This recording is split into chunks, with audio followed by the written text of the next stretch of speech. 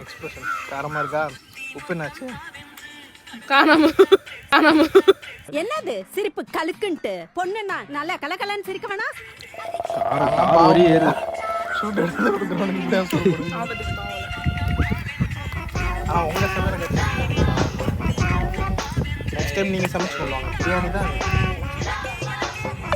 இல்லை. நீங்கள் இந்த வயசுலயே நீ சாகணும்னு நினச்சா யாரும் வாழைப்பழத்தை சாம்பார்ல போட்டு ஒரு ஸ்வீட்டா பண்ணிருக்கேன். இல்லைக்கா, கடையில் வாங்கிட்டு பூனை பிரியாணி தரும். பாவம் உங்கள் பூனை இப்போதாக்கா குத்தி போட்டுருக்கு. அதையும் பிரியாணி கொண்டு அதான் 5 குட்டி இருக்குல்ல, இந்த பிரியாணி மம்மி இதை பார்த்து குட்டியை சேஃப்டி பண்ணுங்க.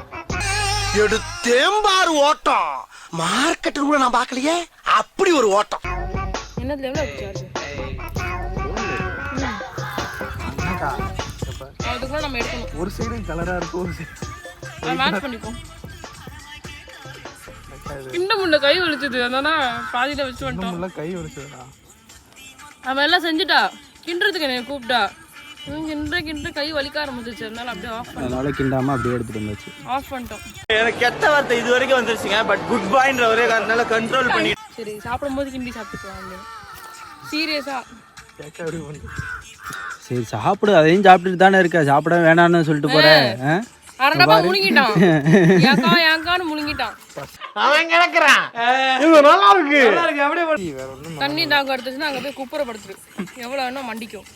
சந்தோஷமாக வீட்டுக்கு செல்லுங்கள். நன்றி, வணக்கம்.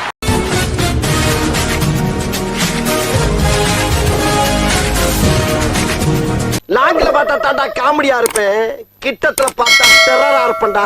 டெரர்.